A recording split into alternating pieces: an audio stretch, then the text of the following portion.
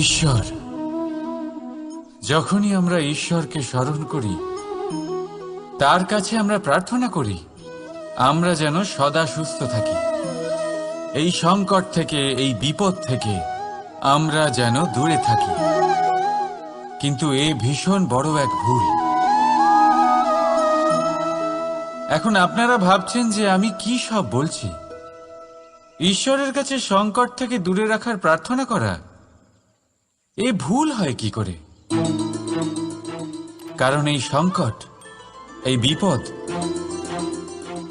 যার থেকে আমরা দূরে পালাই, যে সংকট কিছু মুহূর্তের জন্যই আসে আর তা চলে যাওয়ার পর আপনার আপনজন, আপনার শুভাকাঙ্ক্ষী, আপনার বন্ধুদের পরখ করতে শেখায়, আপনার ঘুমন্ত বোধগুলি জাগিয়ে তোলে, আপনাকে আরো শক্তিশালী করে তোলে। এই সংকট যার থেকে আমরা সকলে দূরে পালাই, যদি আমরা এই সংকটের সম্মুখীন হতে শিখে যাই, সেই অভিজ্ঞতার থেকে শিখি, আত্মসাৎ করি, এই জীবন আরো বেশি আনন্দময় হয়ে উঠবে। তাই এরপরে যখনই ঈশ্বরকে স্মরণ করবেন, সংকট থেকে দূরে পালাবার নয়, সংকটের সম্মুখীন হওয়ার শক্তি চাইবেন। স্বপ্ন দেখুন আর নির্ভয় সেই দিকে এগিয়ে যান। স্বপ্ন নিশ্চয়ই সফল হবে।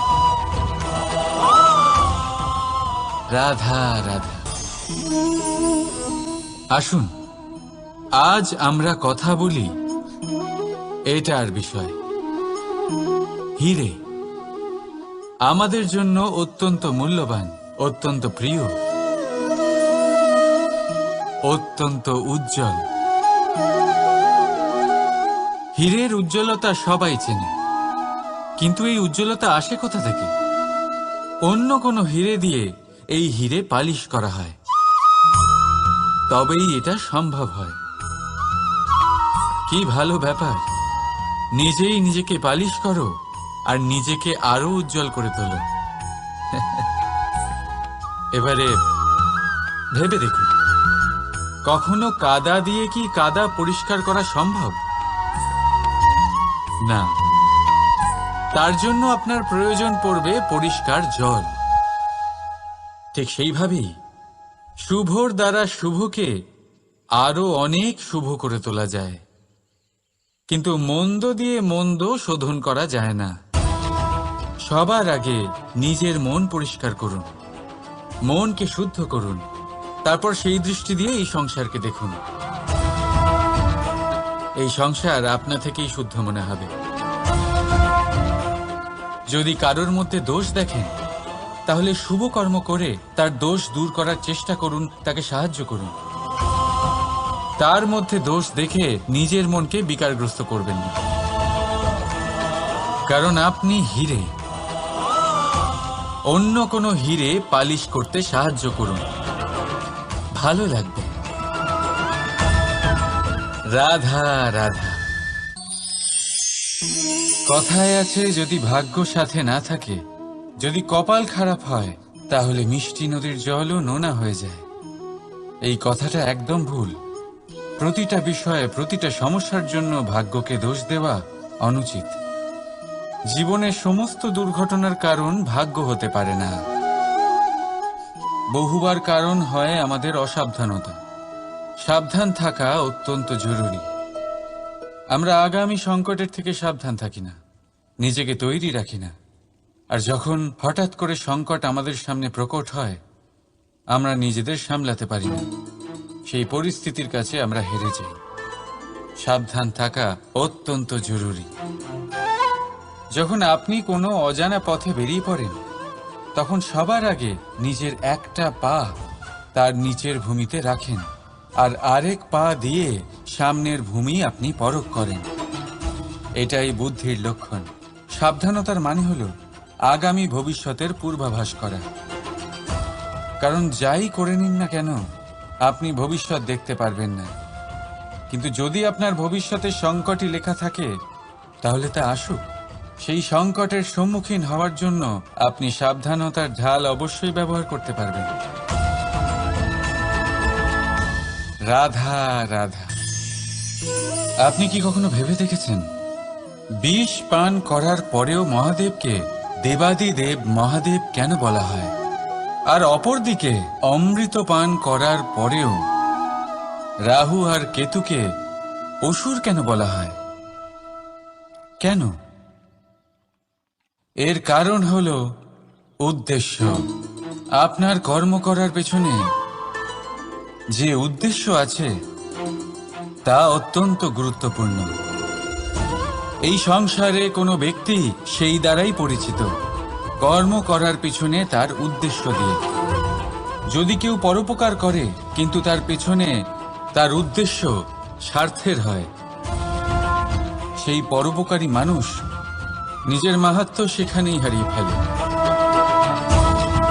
যদি আপনার কর্মের পিছনে আপনার উদ্দেশ্য সঠিক হয়, তাহলে শাপও বরদানে পরিণত হতে পারে। যদি আপনার কর্মের পিছনে উদ্দেশ্য অনুচিত হয়, তাহলে বরদানও শাপে পরিণত হতে বেশি সময় লাগে না। এই সমস্ত খেলা কর্ম আর তার উদ্দেশ্যে, তাই শুদ্ধ মনে খেলবেন। রাধা রাধা। এই মুক্ত দেখতে পাচ্ছেন আপনারা, শুভ্র, সাদা, উজ্জ্বল। আর এটা এরকমই রাখার জন্য আমরা কি না করে থাকি। এটা এরকমই কোনো রেশমের কাপড়ে আমরা জড়িয়ে রাখি, কোনো এক কৌটোয় ভালো করে বন্ধ করে রাখি। কেন?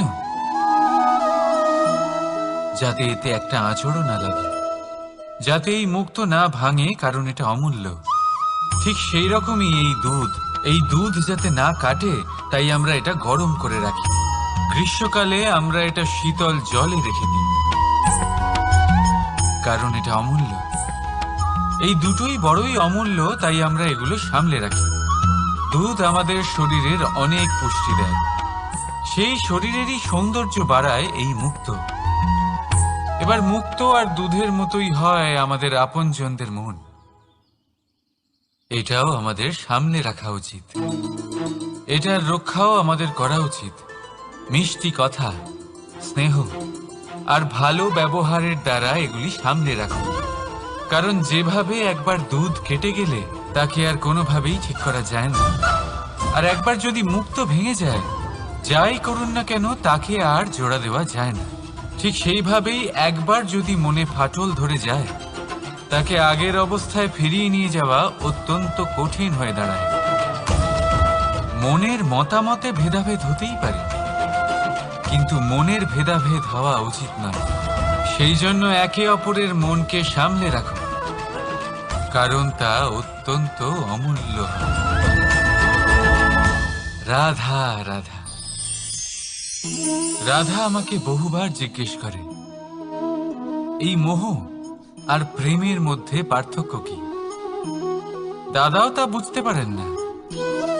আপনার মনেও নিশ্চয়ই এই প্রশ্ন আসে যে তফাৎটা কোথায় এই মোহ আর এই প্রেমের মধ্যে। আসুন, খুব সহজেই আমি আপনাকে এটা বুঝিয়ে দিচ্ছি। একদিকে আপনি ভেবে দেখুন, একটা মাছ যে জলে থাকে সেখানেই বাস করে। যদি গ্রীষ্মকালে সেই জল শুকিয়ে আসে, সে তা ছেড়ে যায় না, সেখানেই থাকে সে। গরমে জল শুকিয়ে যাওয়ার কারণে সে সেখানে কষ্ট পেয়ে নিজের প্রাণ ত্যাগ করলেও সেই স্থান ত্যাগ করে না। অন্যদিকে আছে এক ভ্রমর, যে একটা ফুলের আশেপাশে শুধু ততক্ষণই ঘোরাঘুরি করে যতক্ষণ সেই ফুলে সে রস পায়। সেই রস শেষ, সেখানে সেই ভ্রমরও আর থাকে না।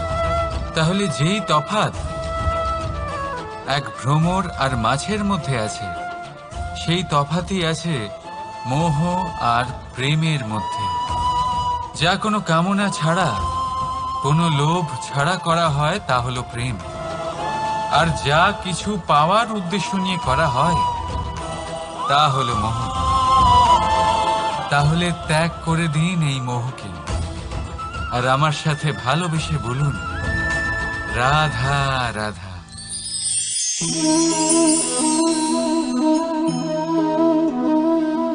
এই শিলা দেখতে পাচ্ছেন আপনি? এটা সেই শিলা যা আপনারা মন্দিরে দেখতে পান, যার সম্মুখে আপনারা মাথা নত করেন, হাত জোর করে প্রণাম করেন, প্রার্থনা করেন, নিজের জন্য শুভ কামনা করেন। এবারে ভাবুন, এই শিলা কি দিয়ে তৈরি? পাথরের এক খণ্ড দিয়ে, এক সাধারণ পাথরের খণ্ড। এবার যদি এই পাথরের খণ্ড আপনি অন্য কোথাও দেখেন, তাহলে কি করবেন? পদাঘাত করবেন। সেই পাথরের আপনার কাছে কোনো মাহাত্ম্য নেই। এখন এইটাই মানুষের সাথেও হয়ে থাকে। আপনি হয় সংসারে সম্মান পাবেন, নয় পদাঘাত পাবেন, সেই সিদ্ধান্ত আপনার। যদি আপনি নিজের মধ্যে শুভ ভাবনা রাখেন, শুভ কর্ম করেন, বিপদের সংকটের সম্মুখীন হন, নিজেকে আরো শক্তিশালী করে তোলেন, সর্বদা সত্যের পথে চলেন, তাহলে দেখবেন আপনি সম্মান অবশ্যই পাবেন। নয়তো পদাঘাতের বিকল্প তো আপনার কাছে আছেই, তাই তো? রাধা রাধা। আজ বড়ই কঠিন পরিস্থিতিতে ফেসে গেছি আমি। কখন থেকে এই দুধ মন্থন করেই যাচ্ছি, কিন্তু মাখন কিছুতেই তৈরি হচ্ছে না। হলো?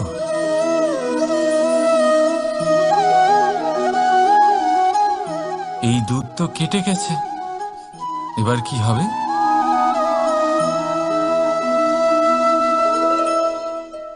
আপনারা নিশ্চয়ই ভাবছেন কি সব অসম্ভব কাজ করার চেষ্টা করি আমি সবসময়। দেখুন, দুধ কেটে গেছে মানে তা দিয়ে আর মাখন হবে না।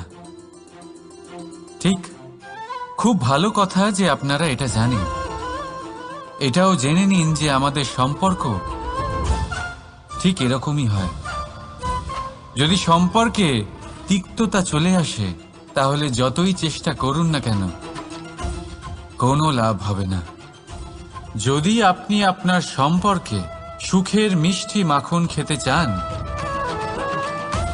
তাহলে মন রূপী দুধকে কাটতে দেবেন না। রাধা রাধা। এই বৃক্ষ দেখতে পাচ্ছেন আপনি, একদম অটল, সারা দিন কঠোর রোদে দাঁড়িয়ে থাকে, নিচে যে বসবে তাকে ছায়া দিতে। এবার যত সময় বয়ে চলে, ততই এই বৃক্ষের প্রতিটা শাখায় পাতার সাথে সাথে ফুলও ফুটতে শুরু করে, যে ফুল পরে ফলে পরিণত হয়। এবার সময়ের সাথে সাথে যখন ঋতু বদলায়, তখন এই ফল পাড়া হয়, আর কিছু ফল ঝরে যায়। পাতা ঝরার ঋতুতে পাতারাও এই গাছের সঙ্গ ছেড়ে দেয়, কিন্তু এই বৃক্ষ নিজের জায়গাতে অটল থাকে, না ফল আসার উৎসব করে, আর না পাতা ঝরে যাওয়ায় শোক পালন করে। আর সেই জন্যই আমরা বৃক্ষকে পুজো করি, কারণ এই বৃক্ষ নিজের স্থানে অটল থাকে। সেইভাবেই সুখ আর দুঃখ আমাদের জীবনের অভিন্ন অঙ্গ। সুখ আর দুঃখ সর্বদাই থাকবে। সেই জন্য কখনো জীবনে সুখ এলে অহংকারে ভরে উঠবেন না, আর না কখনো দুঃখ এলেই শোক পালন করবেন। কারণ সুখ আর দুঃখ সময়রূপী, জীবনরূপী বৃক্ষের ফল। এইগুলো আসবে আবার যাবেও, কিন্তু সুখে আর দুঃখে যে ব্যক্তি অটুট থাকবে, সেই পূজনীয় হবে। রাধা রাধা। কোকিল আর কাক, এই দুই পাখি অনেকটাই সমান, দেখতে একই রকম, রূপেও তারা সমান, রঙও বেশিরভাগ সময় একই হয়। হয়তো কখনো কখনো আপনি এটাও দেখেছেন যে কোকিল কাকের বাসায় থাকে। দূর থেকে যদি আপনি এই দুই পাখি দেখেন, তাহলে এদের পার্থক্য বোঝা অত্যন্ত কঠিন। এদের পার্থক্য আপনি তখন বুঝতে পারবেন যখন বর্ষার ঋতু আসবে, যখন এরা গলার স্বর বার করবে। একদিকে কাকের কর্কশ ধ্বনি, যা মনকে ক্ষুণ্ণ করে দেয়। অন্যদিকে কোকিলের মধুর কণ্ঠ মনের সব চিন্তা দূর করে দেয়। দেখুন, এই দুই পাখি একই রকম, তফাৎ শুধু গলার স্বরের। সিদ্ধান্ত আপনারই। রাধা রাধা। মেহেন্দি নারীদের শৃঙ্গার। যার হাতে লেগে যায় তাকে নিজের রঙে রাঙিয়ে তোলে। আমাদের এখানে পরম্পরা আছে যে বিবাহতে অন্য অনেক অনুষ্ঠানে এই মেহেন্দি এমনই এক পাত্রে রাখা হয়, তারপর মহিলাদের মধ্যে ভাগ করা হয়। কিন্তু আপনি কি জানেন যে এই মেহেন্দির রং সবচেয়ে বেশি কার হাতে লাগে? এই মেহেন্দির রং সবচেয়ে বেশি তার হাতেই লাগে যিনি এই মেহেন্দি সবার মধ্যে বিতরণ করেন। প্রেম, প্রসন্নতা, আনন্দ, এইগুলো মেহেন্দির মতোই হয়। যত অন্যদের মধ্যে বিতরণ করবেন ততই নিজের উপরে লাগতে থাকবে। তাই যদি আপনি জীবনে প্রসন্নতা পেতে চান, তাহলে নিজের প্রসন্নতা আগে সবার মধ্যে বিতরণ করুন, যেমন সেই হাত যা মেহেন্দি বিতরণ করছিল। নিজের সুখ, নিজের বৈভব, নিজের প্রেম সবার মধ্যে বিতরণ করুন। দেখবেন আপনার জীবনে কখনোই এগুলো কম পড়বে না। রাধা রাধা। রাধার এই হার হঠাৎ করে ছিঁড়ে গেল, সমস্ত মুক্তো পড়ে গেল। রাধা আমাকে বলল যে এই হার তার খুব প্রিয়, এই মুক্তো অমূল্য, তার জন্য বিশেষ। যখন রাধার জন্য বিশেষ, তখন আমি শুরু করে দিলাম এই হার ঠিক করতে। প্রথমে অনেক সময় লাগলো এই মুক্তো খুঁজতে গিয়ে, আর তারপর আরো সময় লেগে যাচ্ছে এই হারে এই মুক্তো পড়াতে গিয়ে। ঠিক আছে, এবারে আপনারা নিশ্চয়ই ভাবছেন এর জায়গায় আমি নতুন কোনো হার কেন নিয়ে এলাম। কিন্তু না, কোনো নতুন হার আমার রাধার গলায় দেখে আমার এত আনন্দ হবে না যতটা সেই হার দেখে হবে যা রাধার প্রিয়, যা আমার রাধার জন্য অমূল্য। এই রকমই হয় আমাদের বন্ধু। তাই আসুন আর ভালোবেসে বলুন রাধা রাধা। কখনো কখনো কেউ আমাদের ছোট বলে, আমাদের বিষয়ে নীচ মন্তব্য করে। আমাদের তা ভালো লাগে না, আমরা সেটা অপমান মনে করি, নিরাশ হয়ে যাই, অসুস্থ হয়ে পড়ি। কিন্তু এর কোনো প্রয়োজন নেই। এবার আমাকেই দেখুন, কেউ আমাকে মুরলীধর বলে ডাকে, আবার কেউ আমাকে বলে ছলবাজ, কেউ আমাকে নন্দের আনন্দ বলে, আবার কেউ আমাকে মাখন চোর। এবারে বলুন, আমার নামের সামনে চোর বসিয়ে দিলে আপনার প্রেম কি আমার জন্য কমে যাবে? এটাই আমি বোঝাতে চাই। কারোর কিছু বলে দেওয়াতে সেই প্রেমের কোনো ক্ষতি হয় না, কারণ আপনার প্রেম আমার প্রতি আছে আমার স্বভাবের জন্য, আমার কর্মের জন্য, আমার ব্যক্তিত্বের কারণে। তাই মনে রাখবেন, জীবনে কেবল কর্মের উপরে মন দিন, সেই নামের উপরে নয় যা লোকে আপনাকে দিয়েছে, কারণ এই কর্ম এটাই গুরুত্বপূর্ণ। ব্যর্থ হচ্ছে এই নাম। রাধা রাধা।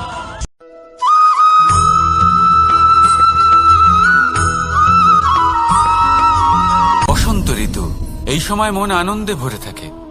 এমন মনে হয় যেন আমরা আকাশে বিচরণ করতে চলে যাই, কিন্তু সেটা তো সম্ভব নয়।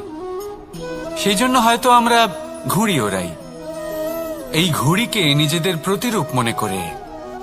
এবার অনেক মানুষ আছেন যারা ঘুড়ি ওড়ান, কিন্তু এই কর্মের সারমর্ম কি সেটা কজন বুঝতে পারেন? আপনি এটা মনে করুন যে আপনি হলেন সেই ঘুড়ি, আর এই সুতো যিনি ধরে রয়েছেন তিনি হলেন পরমাত্মা। আর এই সুতো যেখান থেকে শুরু হয় সেই লাটাই হলো আমাদের কর্মচক্র। এবার আপনি নিজেই অনুমান করুন যে এই উড়ান কার ওপর নির্ভরশীল, পরমাত্মার ওপর আর আপনার কর্মের ওপর। যদি পরমাত্মা আপনার হাত ধরে থাকেন, আপনার সাথে থাকেন, যদি আপনি শুভ কর্ম করতে থাকেন, আপনি এই আকাশে উড়তে থাকবেন। কিন্তু কোথাও কোথাও যদি পরমাত্মার সাথে এই বন্ধন ছিন্ন হয়, আপনার কর্মচক্র খারাপ হয়ে যায় বা থেমে যায়, তাহলে আপনার এই ঘুড়ি কেটে যাবে আর দূরে কোনো গাছের ডালে গিয়ে আটকে যাবে। তাই শুধুমাত্র ঘুড়ি ওড়াবেন না, তার থেকে শিখুন, পরমাত্মার সাহচর্যে থাকুন, সবসময় শুভ কর্ম করতে থাকুন আর সবসময় এই আকাশে উড়তে থাকুন। আসুন আর আমার সাথে ভালোবেসে বলুন, রাধা।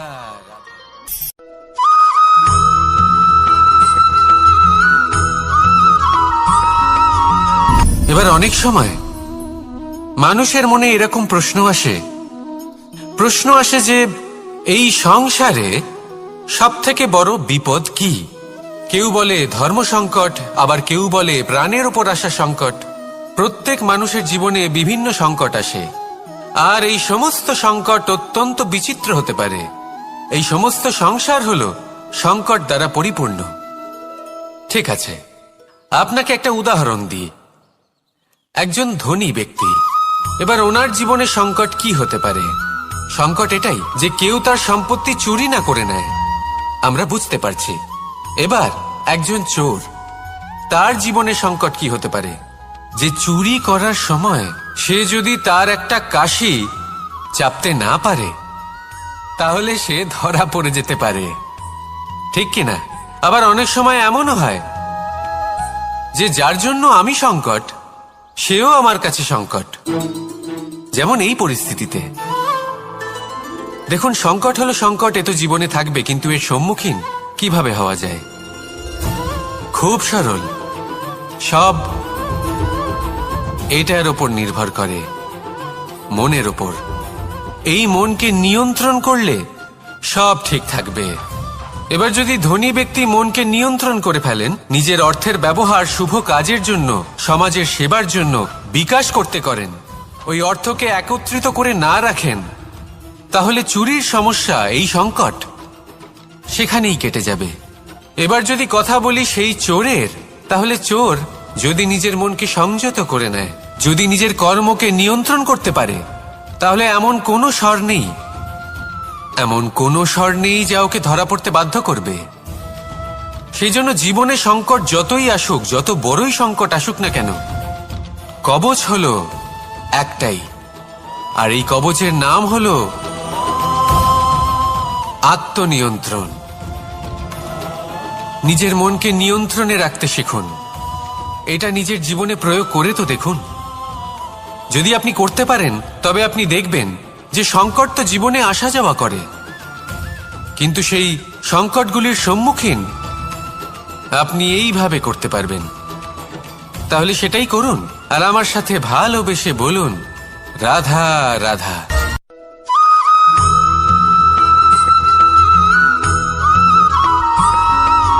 জীবনে যখন কোনো ব্যক্তি নিজের লক্ষ্য প্রাপ্তির জন্য নিরন্তর পরিশ্রম করতে থাকেন, চেষ্টা করতে থাকেন, তখন তিনি কষ্ট অনুভব করেন, কখনো শারীরিক কষ্ট, কখনো মানসিক কষ্ট। এবার উনি এটা ভাবতে থাকেন যে আমি কি উচিত করছি নাকি অনুচিত করছি। কারণ অন্যদিকে এমন একজন ব্যক্তিও আছেন যিনি একদমই পরিশ্রম, চেষ্টা করছেন না। তিনি মদিরা পান করেন, বিলাসিতায় জীবন কাটান, অলস প্রকৃতির হয়ে ওঠেন, নিদ্রাতে বিলীন হয়ে থাকেন আর ভাবেন যে তিনি সুখ লাভ করছেন। কিন্তু এরকম কেন হয়? কারণ যখন আমরা সৎ পথে থাকি, উচিত পথে চলি, লক্ষ্য প্রাপ্ত করার জন্য চেষ্টা করতে থাকি, তখন আমাদের ভেতরে থাকা নেতিবাচক শক্তি এবং পাপ এই দেহকে ত্যাগ করে দেয়। আর এই অনুভূতিটাই আমাদের দুঃখের অনুভূতি দেয়, কষ্ট দেয়। এবার সেখানে যদি আমরা কুপথে চলি, অনুচিত পথে চলতে থাকি, তাহলে আমাদের ভেতরে থাকা পুণ্য এবং ধনাত্মক শক্তি আমাদের দেহ ত্যাগ করে দেয়। আর এই অনুভূতির কারণেই আমরা সুখ অনুভব করি। কিন্তু কখনো ভাববেন যে এই সুখ বেশি সময় পর্যন্ত থাকে না। সেই জন্য সবসময় মনে রাখবেন, যদি আপনি জানেন যে এটাই আপনার লক্ষ্য, এটাই উচিত পথ, শুভ পথ, তাতে নিরন্তরভাবে এগিয়ে যেতে চেষ্টা করতে থাকুন। এই কষ্ট আপনাকে সুখের পরাকাষ্ঠায় কখন পৌঁছে দেবে তা আপনি জানতেই পারবেন না। আসুন আমার সাথে ভালোবেসে বলুন, রাধা রাধা।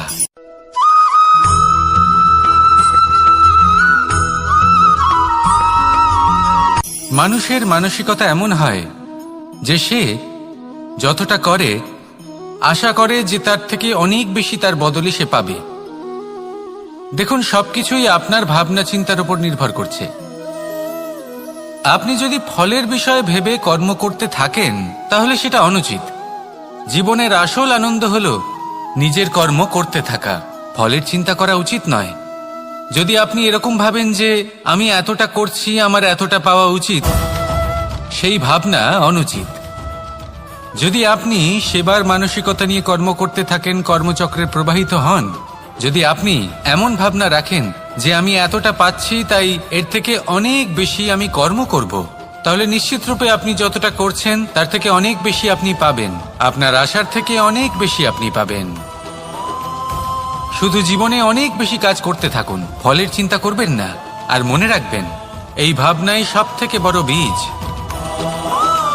কর্মের উপর বিশ্বাস রাখুন, জীবনে যা যা আপনি চান সবই সুখময় হবে। আসুন আর আমার সাথে ভালোবেসে বলুন, রাধা রাধা।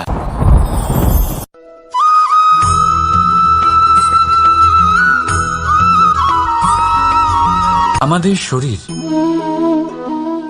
প্রকৃতির সর্বশ্রেষ্ঠ রচনা। যে অঙ্গ প্রত্যঙ্গ আমরা লাভ করেছি প্রত্যেকটির মধ্যে একটি নিজস্ব বার্তা রয়েছে। একটু ভেবে দেখুন, দুটি চোখ দিয়েছে দেখার জন্য, দুটি কান দিয়েছে শোনার জন্য, নাসিকাও আছে দুটি, দুটি হাত দিয়েছে দ্বিগুণ পরিশ্রম করার জন্য। কিন্তু জীব শুধুমাত্র একটি, তার উপরেও তীক্ষ্ণ বলিষ্ঠ দাঁত দিয়েছে তার রক্ষার জন্য। কখনো ভেবে দেখেছেন কেন?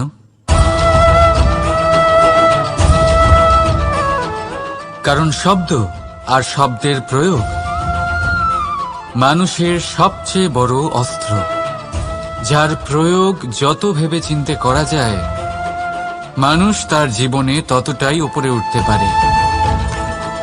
তাহলে মনে রাখুন, দেখুন, শুনুন আর বুঝুন বেশি, বলুন কম। রাধা রাধা।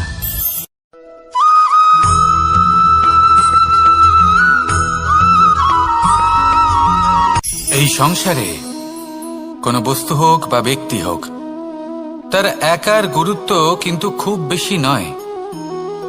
একটা উদাহরণ হিসেবে বৃষ্টির ফোঁটাকে ভেবে দেখুন। যদি একটি বৃষ্টির ফোঁটা হয় তাহলে তার খুব বেশি গুরুত্ব থাকে না, কিন্তু যখন সহস্র বৃষ্টির ফোঁটা মেঘের মধ্যে দিয়ে ঝরে পড়ে তখন সেটা বর্ষার রূপ ধারণ করে। সেই বর্ষা যা এই প্রকৃতিকে শান্ত করে। সেইভাবেই পাথরের ছোট টুকরো, তার খুব বেশি গুরুত্ব থাকে না, কিন্তু যখন অসংখ্য পাথরের টুকরো একত্রিত হয় তখন তা পর্বতের আকার ধারণ করে। সেইভাবেই কিছু মানুষ যখন একত্রিত হন তখন তৈরি হয় পরিবার, কিছু পরিবার যখন একত্রিত হয় তখন তৈরি হয় সমাজ, যখন অনেক সংখ্যক সমাজ একত্রিত হয় তখন তৈরি হয় রাজ্য। এবার এই রাজ্যের সব থেকে গুরুত্বপূর্ণ ব্যক্তি হতে পারেন রাজা, কিন্তু তাও সেই রাজা একা কিছু করতে পারেন না। যুদ্ধ লড়ার সময় তারও নিজের সৈন্যদলকে প্রয়োজন পড়ে। কিন্তু এই সংসারে এমন একজন ব্যক্তি আছেন যিনি একাই সব কাজ করতে থাকেন, এবং সেই ব্যক্তি হলেন মা। আমাদের জীবনে একজন পিতার ভূমিকা কিন্তু নিঃসন্দেহে অমূল্য। কিন্তু আমাদের সকলের জীবনে যে ভূমিকা একজন মায়ের তা অন্য কারোর থাকে না। একজন মা একাই সন্তানকে বড় করতে পারেন, সংস্কারী করে তুলতে পারেন, তার জন্য পরিশ্রম করেন। আর এত কিছু কাজ করার পরেও তার কাজের জন্য তিনি প্রশংসা অবশ্য পান না। উল্টে যদি সেই সন্তান অনুচিত পথে চালিত হয়, অনুচিত কর্ম করে, তখন সেই মাকেই অপবাদের পাত্র হয়ে উঠতে হয়। আমাদের জীবনে মায়ের যোগদান কতটা সেটা বুঝুন। আপনাকে বড় করে তোলার জন্য উনি কতটা পরিশ্রম করেছেন সেটা বুঝুন। আজ থেকে, এখন থেকে, এই মুহূর্ত থেকে মাকে সম্মান করতে শিখুন। যখন সময় পাবেন, যখন সুযোগ হবে, তখন তার প্রশংসা করুন, ওনারও ভালো লাগবে। আর মায়ের এই মমতার জন্য, তার এই ভূমিকার জন্য আসুন সবাই মিলে আমরা তাকে প্রণাম করি, আর সকলে মিলে ভালোবেসে বলি, রাধা রাধা।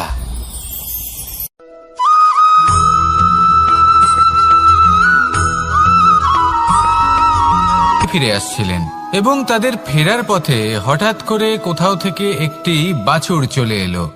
এই দুই বোন ভয়ভীত হয়ে গেলেন, আর তাদের হাত থেকে সেই আটা পড়ে গেল, মাটিতে মিশে গেল। এবার এই পুরো ঘটনাক্রমে যদি কারোর বিন্দুমাত্র লাভ হয়ে থাকে, বিন্দুমাত্র আনন্দ পেয়ে থাকে, তাহলে সে কে? সেই ছোট বোন, যিনি মাঝে মাঝেই গমের দানা তুলছিলেন এবং খাচ্ছিলেন। কিছুটা হলেও উনি আনন্দ লাভ করেছিলেন। এবার এরকমই হলো আমাদের জীবনে ভক্তি এবং ভালোবাসা সংক্রান্ত বিষয়ে।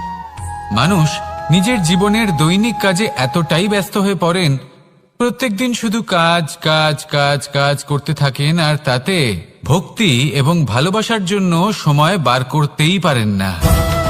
দেখুন, জীবনে ভক্তি আর প্রেমের এই যে ছোট ছোট মুহূর্ত আছে, এগুলো যদি আপনি যাপন করতে পারেন, তাহলে তাতেই আপনি তৃপ্তি লাভ করবেন।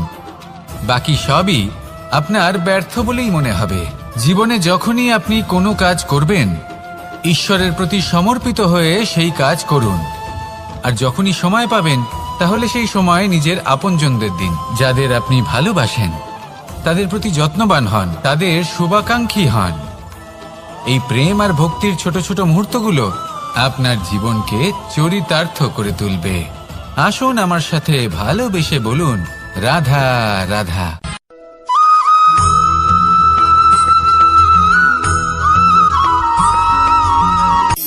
শক্তি শক্তি অর্জন করা এতটা কঠিন নয় যতটা শক্তি লাভ করার পরে সেই শক্তি সামলানো কঠিন হয়। কারণ যেই মানুষ শক্তি লাভ করে, তার মনে গর্ববোধ জন্মায়, জন্মায় অহংকার, জন্মায় জেদ। তাই শক্তি প্রাপ্ত করার সাথে বিনম্র থাকাও অত্যন্ত আবশ্যক। আর এটা আমাদের শেখা উচিত বৃক্ষের থেকে।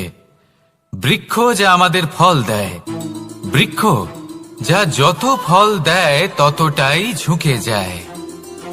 আমরা পাথর মারি ওই বৃক্ষের থেকে ফল প্রাপ্ত করার জন্য। সেই পাথরের মার সহ্য করেও বৃক্ষ আমাদের ফল দেয়। কোনো গর্ববোধ নেই, কোনো অহংকার বোধ নেই, আর সেই জন্য এই বৃক্ষের পুজো করা হয়। এটাই হলো মাহাত্ম্য শক্তির সাথে বিনম্রতার। যদি এই শক্তি সৃজন করে থাকে, সাহায্য করে থাকে, সম্বল হয়ে থাকে, তবেই সেই শক্তি উপযুক্ত। আর নয়তো সেই শক্তি একদিন আপনাকে আসক্ত অবশ্যই করবে। তাহলে শক্তি অবশ্যই অর্জন করুন, কিন্তু তার সাথে সেই শক্তি সামলানোর মতো বিবেকও আপনাকে অবশ্যই জাগ্রত করতে হবে। তাহলে আসুন আমার সাথে ভালোবেসে বলুন, রাধা রাধা।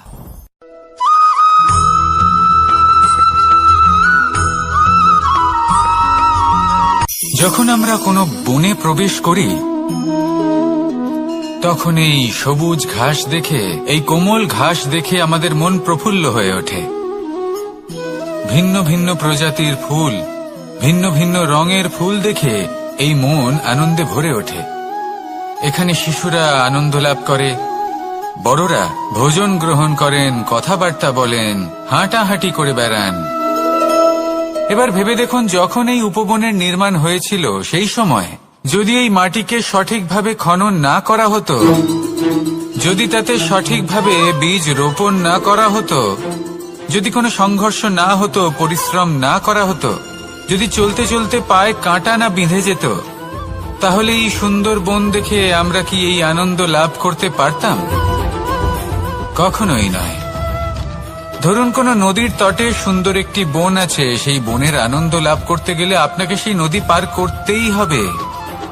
যদি সুখের নদীর কাছে পৌঁছতে চান, তাহলে তটে যে কাঁটা রয়েছে সেগুলোর সাথে সংঘর্ষ করতেই হবে। এই সংসারে যদি আপনি সুখ লাভ করতে চান, তাহলে সুখ লাভের এই যাত্রা শুরু করতে হবে সংঘর্ষ দ্বারা। তাহলে সংঘর্ষকে স্বাগত জানান, এর পেছনেই সুখ রয়েছে যা আপনার জন্য অপেক্ষা করছে। এবার হাসুন আর আমার সাথে ভালোবেসে বলুন, রাধা।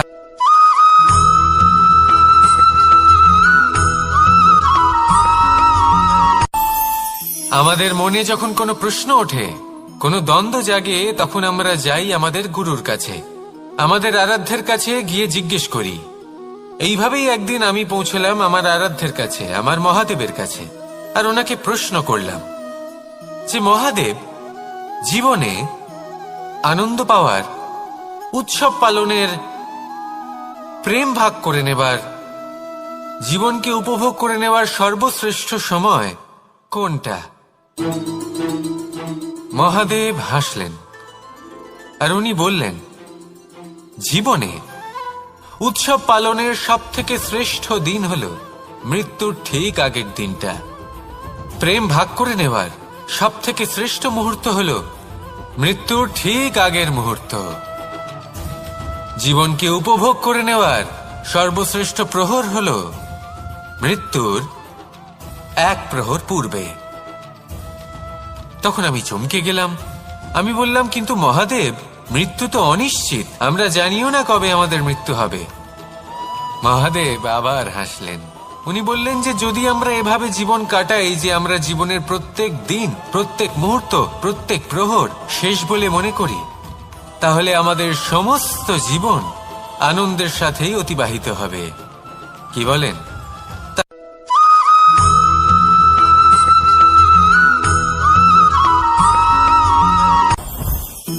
জীবনে কিছু শেখা অত্যন্ত গুরুত্বপূর্ণ।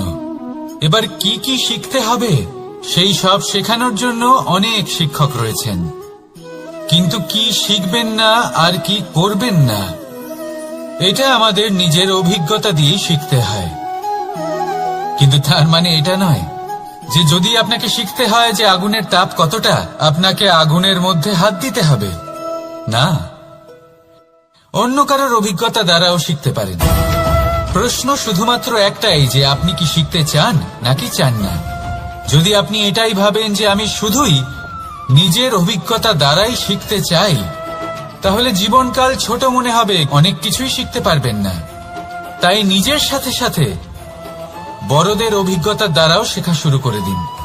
এই সংসারের অভিজ্ঞতা দ্বারা শিখতে শুরু করে দিন। আর এটা নিশ্চিত রূপে শেখা আবশ্যক যে কখন কি করবেন না, কোথায় থামতে হবে আর কোথায় থামবেন না। তাহলে আসুন আর আমার সাথে ভালোবেসে বলুন, রাধা রাধা।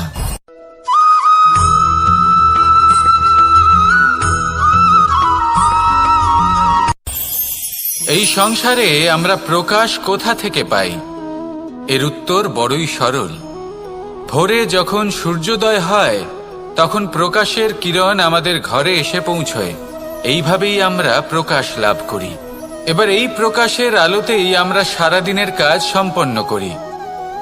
সন্ধে হয়ে যায়, সূর্যাস্তও হয়ে যায়, আর আমাদের ঘর যাতে অন্ধকার না হয় তার জন্য আমরা একটা প্রদীপ প্রজ্বলিত করি। এটাই ঘটে আমাদের জীবনেও। এবার প্রবাহমান আয়ুর সাথে আমরা আমাদের অন্তরে যদি একটা প্রদীপ প্রজ্বলিত করে নিই, তাহলে বিষয়টাই অন্যরকম হবে। এবার আপনি বলবেন, কোন প্রকাশের কথা বলছি যা আমাদের অন্তরে জাগ্রত করা সম্ভব? আমাদের আত্মার মাঝে প্রেমের প্রকাশ জাগ্রত করার কথা বলছি, কারণ আমাদের এই জীবন এও হলো দিনের আলোর মতো। আজ প্রকাশ আছে, কিন্তু কোনোদিন অবশ্যই অস্ত হবে। কিন্তু অস্ত হবার আগে যদি আমরা আমাদের আত্মার মাঝে প্রেমের এই প্রকাশ উজ্জ্বলিত করে নিই, তাহলে আমাদের সন্ধ্যাকালও আমরা আনন্দে এবং প্রেমে যাপন করব।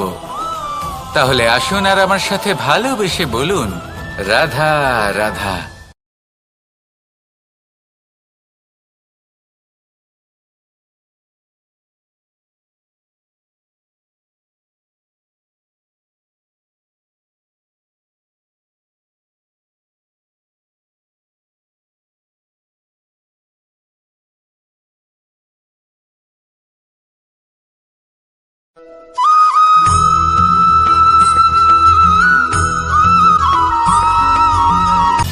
সময়, জীবন, কাল। দেখতে গেলে এই তিনটি শব্দ একটি শব্দেরই সমার্থক শব্দ মনে হয়, কিন্তু এই শব্দগুলির অর্থ কি সমান? কখনোই নয়। হ্যাঁ, এই সময় চলতে থাকে, জীবন চলতে থাকে, কালচক্র চলতে থাকে।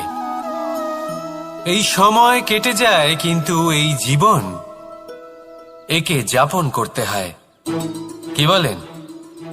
এই জীবনে কিছু করুন বা কিছু না করুন, জীবন এমনি কেটে যাবে, আপনি জানতেও পারবেন না। কিন্তু সেটা আমাদের উদ্দেশ্য নয়, একে যাপন করতে হবে। এই জীবনে প্রেরণা পেতে শিখুন, প্রেরণা দিতে শিখুন, আহ্বান গ্রহণ করতে শিখুন, আহ্বান জানাতে শিখুন, মহান কাজ করতে শিখুন, ধন্যাত্মক বোধ জাগিয়ে তুলুন। জীবন অতিবাহিত করার অর্থ কি তা আপনি শিখে যাবেন।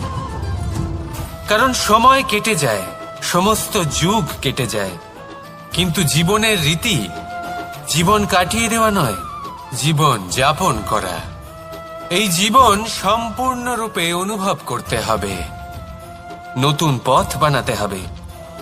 এবারে যদি এই জীবন বাঁচার সময় একবার ভেবে দেখুন, যদি মনে প্রেম থাকে, সদ্ভাবনা থাকে, তাহলে কি হবে? এই জীবনকে বাঁচার অনুভূতিটাই অন্যরকম হয়ে যাবে, একটা আনন্দময় অনুভূতি লাভ করবেন। তাহলে এটাই করুন আর আমার সাথে ভালোবেসে বলুন, রাধা রাধা।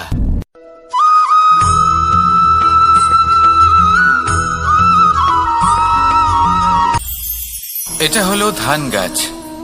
এর থেকে যে চাল উৎপন্ন হয় তা মানুষ গ্রহণ করেন। আর এটা কি? এ হলো জংলি ঘাস। একবার ভেবে দেখুন, যদি এই জংলি ঘাস ধান গাছের আশেপাশে থাকে তাহলে কি হবে? ধান উৎপন্ন হতে পারবে? তা উৎকৃষ্ট হতে পারবে? আমরা কি তা গ্রহণ করতে পারবো? কখনোই নয়।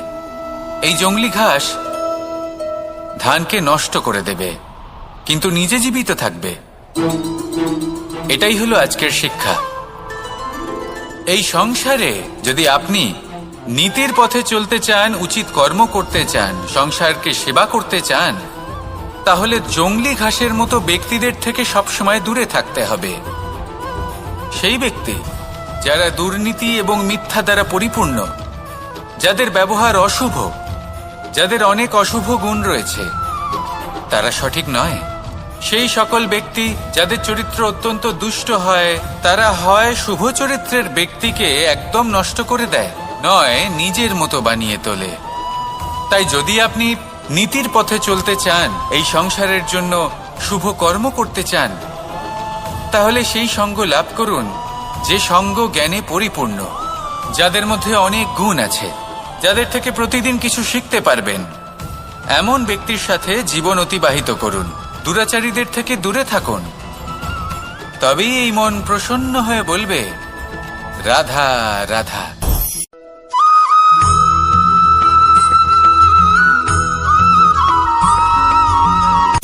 সূচের শেষে একটি ছিদ্র থাকে, যার দ্বারা আমরা এই সুতো পরাতে পারি, আর তারপর সূচের সাহায্যে এই সুতো দিয়ে বস্ত্র সেলাই করা যায়। কিন্তু যদি সুতোটা সোজা করে ধরা না হয়, তাহলে সূচে কখনো এই সুতো পরানোই সম্ভব নয়। যদি এতে কোনো গিঁট পড়ে তখন তা কখনোই এই ছিদ্র দ্বারা প্রবেশ করা সম্ভব নয়। ঠিক এইভাবেই যদি আপনি কারোর জীবনে প্রবেশ করতে চান, কারোর অন্তরে প্রবেশ করতে চান, তাহলে আপনাকেও সহজ থাকতে হবে। এতে কোনো গিঁট থাকলে চলবে না, অর্থাৎ মনে যাতে কোনো মালিন্য না থাকে, যেন কোনো কুচিন্তা না থাকে। যদি এসব থাকে তাহলে আপনি কখনো কারোর জীবনে প্রবেশ করতে পারবেন না। আর যদি কোনোভাবে আপনি প্রবেশ করেও যান তাহলে তার মনে ঘর করতে পারবেন না। নিজেকে এই সুতোর মতন করে তুলুন, সহজ। মনে যেন কোনো কুচিন্তা না থাকে, সবার প্রতি যেন সদ্ভাবনা থাকে, শুভ চিন্তা থাকে। এমনটা করতে থাকুন। এমন একটা দিন আসবে যেদিন এই সমস্ত সংসারের ব্যক্তির মনে আপনি বাস করবেন, আর তখন এই মন প্রসন্ন হয়ে বলবে, রাধা রাধা।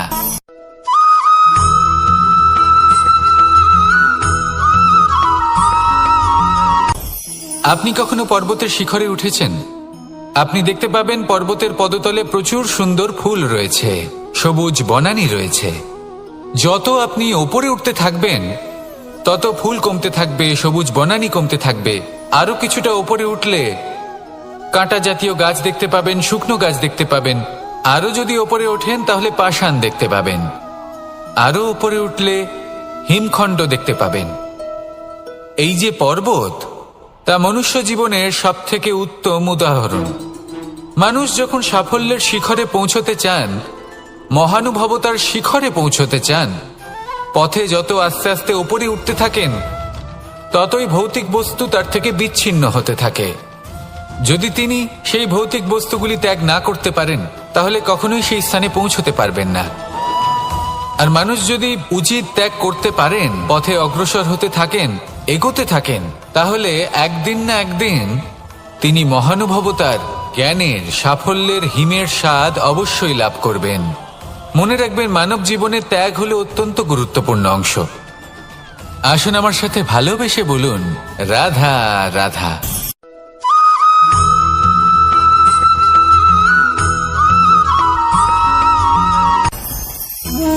ভোজন। এবার ভোজন সংগ্রহ করার জন্য মানুষ কি না করেন, সবসময় চেষ্টা করতে থাকেন। ফসল উৎপাদনের জন্য অনেক পরিশ্রম করতে থাকেন, কিন্তু অনেক সময় অনেক পরিশ্রম করার পরেও ফসল ভালো উৎপাদন হয় না। এর কারণ কি? কারণ হলো এটাই যে আপনি পরিশ্রম হয়তো অনেক করেছেন, কিন্তু আপনার নজর তো সেই বীজের দিকে ছিলই না যা আপনি রোপণ করেছেন। সেই জন্য সবসময় কোনো বীজ রোপণ করার আগে তাকে পরখ করে দেখুন, তা অত্যন্ত আবশ্যক।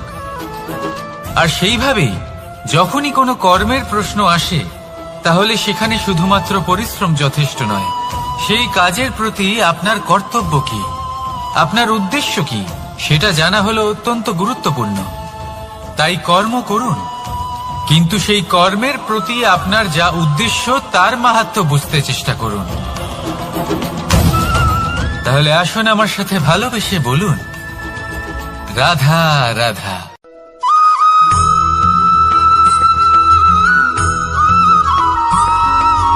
বসন্ত ঋতু, এই সময় মন আনন্দে ভরে থাকে। এমন মনে হয় যেন আমরা আকাশে বিচরণ করতে চলে যাই, কিন্তু সেটা তো সম্ভব নয়। সেই জন্য হয়তো আমরা ঘুড়ি ওড়াই, এই ঘুড়িকে নিজেদের প্রতিরূপ মনে করে। এবার অনেক মানুষ আছেন যারা ঘুড়ি ওড়ান, কিন্তু এই কর্মের সারমর্ম কি সেটা কজন বুঝতে পারেন? আপনি এটা মনে করুন যে আপনি হলেন সেই ঘুড়ি, আর এই সুতো যিনি ধরে রয়েছেন তিনি হলেন পরমাত্মা। আর এই সুতো যেখান থেকে শুরু হয় সেই লাটাই হলো আমাদের কর্মচক্র। এবার আপনি নিজেই অনুমান করুন যে এই উড়ান কার ওপর নির্ভরশীল, পরমাত্মার ওপর আর আপনার কর্মের ওপর। যদি পরমাত্মা আপনার হাত ধরে থাকেন, আপনার সাথে থাকেন, যদি আপনি শুভ কর্ম করতে থাকেন, আপনি এই আকাশে উড়তে থাকবেন। কিন্তু কোথাও যদি পরমাত্মার সাথে এই বন্ধন ছিন্ন হয়, আপনার কর্মচক্র খারাপ হয়ে যায় বা থেমে যায়, তাহলে আপনার এই ঘুড়ি কেটে যাবে আর দূরে কোনো গাছের ডালে গিয়ে আটকে যাবে। তাই শুধুমাত্র ঘুড়ি ওড়াবেন না, তার থেকে শিখুন পরমাত্মার সাহচর্যে থাকুন, সবসময় শুভ কর্ম করতে থাকুন, আর সবসময় এই আকাশে উড়তে থাকুন। আসুন আর আমার সাথে ভালোবেসে বলুন, রাধা।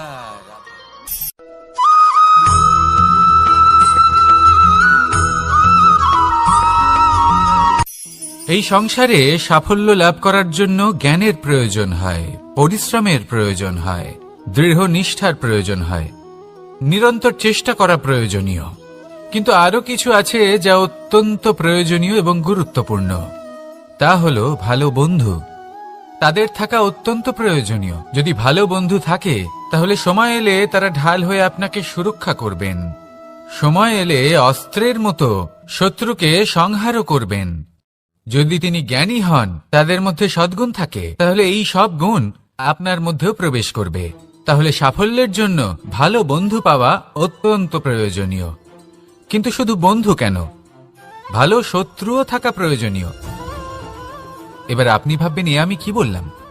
যদি আপনার জীবনেও ভালো অর্থাৎ শক্তিশালী শত্রু থাকে, তাহলে আপনিও শক্তিশালী হতে থাকবেন। এই শত্রু আপনাকে প্রেরিত করবে আরো বেশি শক্তিশালী হয়ে ওঠার। কখনো কোনো হরিণকে দেখুন, তীব্র গতিতে দৌড়তে থাকে। কেন তীব্র গতিতে দৌড়য়? এই কারণে নয় যে কোথাও তার জন্য মধুর ঘাস অপেক্ষা করে রয়েছে, না। সে এই কারণে তীব্র গতিতে দৌড়য় কারণ সেটা না করলে তার পেছনে একটি সিংহ আছে যে ওকে নিজের ভোজন করে ফেলবে। তাই জীবনে বিপদ, সংকট, এই সবকিছুও হলো অত্যন্ত গুরুত্বপূর্ণ। তার সম্মুখীন হতে শিখুন আর আমার সাথে ভালোবেসে বলুন, রাধা রাধা।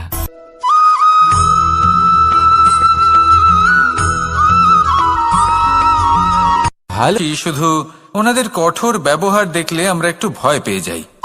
এবার ওনাদের এই কঠোর ব্যবহার আমাদের ভালো না লাগলেও অত্যন্ত আবশ্যক, কারণ মাতার থেকে আমরা যে শক্তি লাভ করি তা যেন নিয়ন্ত্রণ হারিয়ে বিধ্বংসী না হয়ে ওঠে।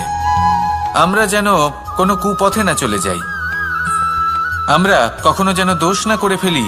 শুধু সেই জন্য পিতা এবং গুরু একটু কঠোর হয়ে ওঠেন, এবং ওনাদের এই কঠোর আচরণ ভবিষ্যতে গিয়ে আমরা অবশ্যই বুঝতে পারি। জীবনে কিছু বছর আমরা এগিয়ে যাই আর তারপর আমরা বুঝতে পারি যে বাবা এবং গুরু আমাদের যথেষ্ট ভালোবাসতেন, কিন্তু ওনাদের ভালোবাসার বহিঃপ্রকাশ আলাদা। প্রয়োজনীয় হলো এটা দেখার, এটা বোঝার যে শুরু থেকে আমাদের প্রতি ওনাদের আচরণ কেমন ছিল। ওনাদের কঠোর হওয়ার পেছনে ওনাদের ভালোবাসাটা বোঝার চেষ্টা করুন, ওনাদের চিন্তাটা বোঝার চেষ্টা করুন, ওনাদের পথপ্রদর্শনের আড়ালে আপনার ভবিষ্যতের জন্য যে পরিকল্পনা ওনারা করেছেন সেটা বোঝার চেষ্টা করুন। তখন আপনারা বুঝতে পারবেন ওনাদের ভালোবাসাকে। আপনার মনের মধ্যে আপনা থেকেই ওনাদের প্রতি সম্মান জেগে উঠবে। নিজের পিতা এবং নিজের গুরু এই দুজনের প্রতি কৃতজ্ঞতা প্রকাশ করুন আর আমার সাথে ভালোবেসে বলুন, রাধা রাধা।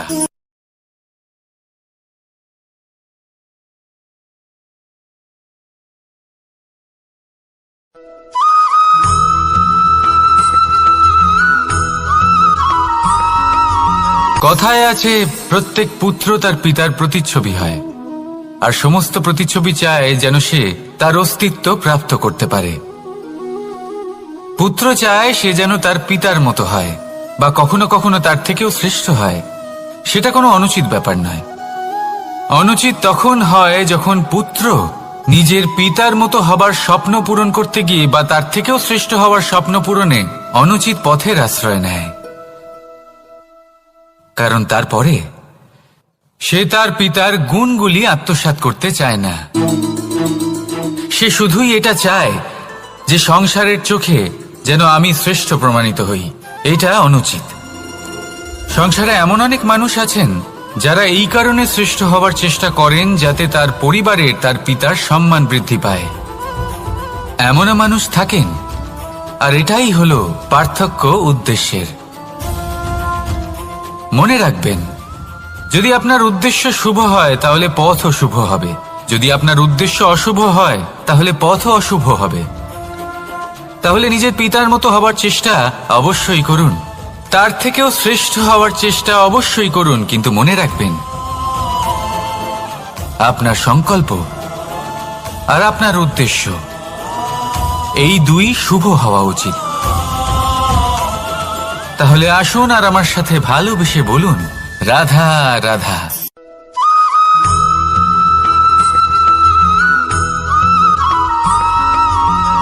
আপনি কখনো কোনো বাজকে নিজের বাসা বানাতে দেখেছেন?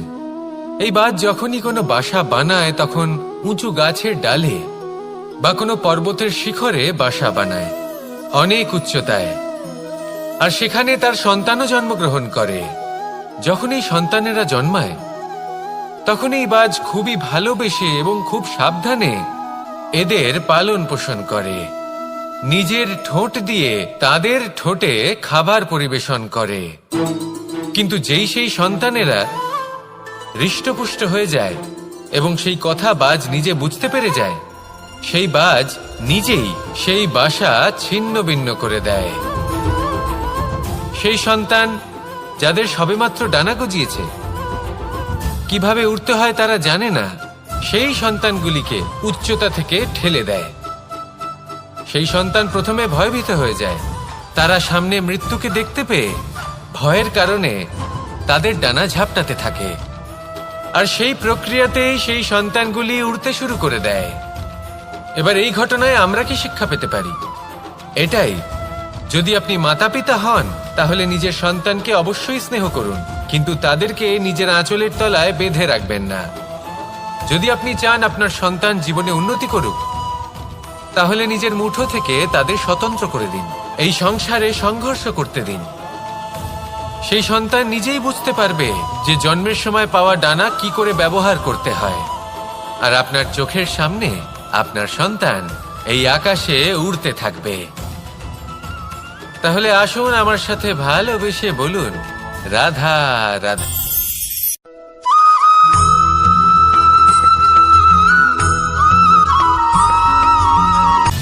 সময়, জীবন, কাল, দেখতে গেলে এই তিনটি শব্দ একটি শব্দেরই সমার্থক শব্দ মনে হয়, কিন্তু এই শব্দগুলির অর্থ কি সমান?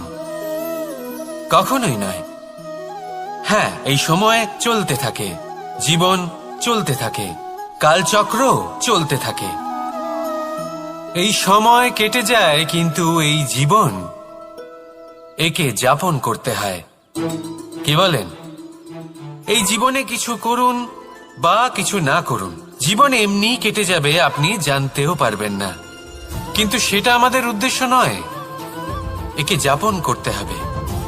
এই জীবনে প্রেরণা পেতে শিখুন, প্রেরণা দিতে শিখুন, আহ্বান গ্রহণ করতে শিখুন, আহ্বান জানাতে শিখুন, মহান কাজ করতে শিখুন, ধন্যাত্মক বোধ জাগিয়ে তুলুন।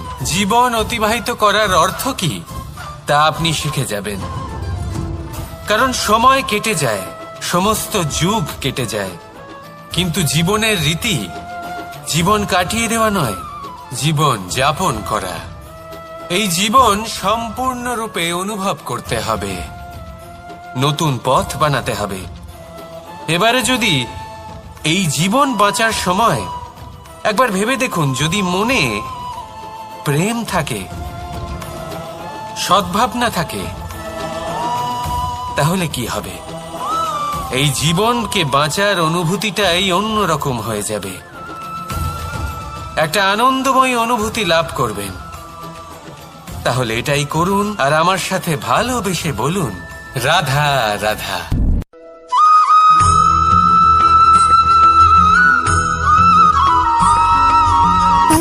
সুখ, দুঃখ এবং শক্তি, এই তিন হলো এই সংসারের ত্রিদেবের মতো।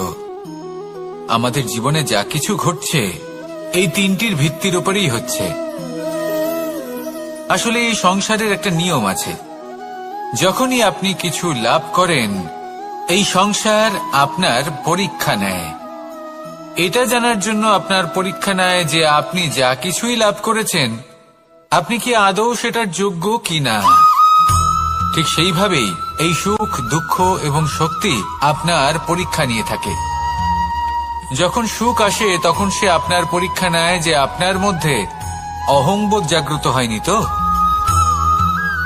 যদি অহংবোধ চলে আসে তাহলে সুখ সেখানেই সঙ্গ ত্যাগ করে। দুঃখ আপনার ধৈর্যের পরীক্ষা নিতে থাকে, আর যদি আপনার মধ্যে ধৈর্য না থাকে তাহলে এটা আপনাকে আরো বেশি দুঃখের গভীর অন্ধকারে ঠেলে দেবে। সেখানে শক্তি পরীক্ষা নেয় আপনার বিনম্রতার।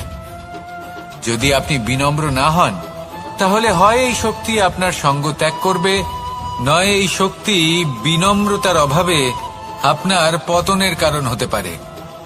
এই সংসারে যে কোনো ব্যক্তি যিনি এই পরীক্ষায় উত্তীর্ণ হয়ে থাকেন, এই জীবনে তিনি সাফল্য লাভ করেন।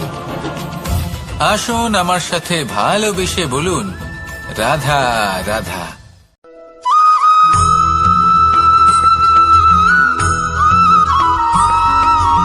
কখনো কখনো আমরা ভাবি যে কোনো ব্যক্তি যিনি ধর্মের পথে চলেছেন, যদি তার দ্বারা কোনো ভুল হয়ে থাকে তাহলে নিয়তি তাকে সেই মুহূর্তেই কঠোর শাস্তি দেন।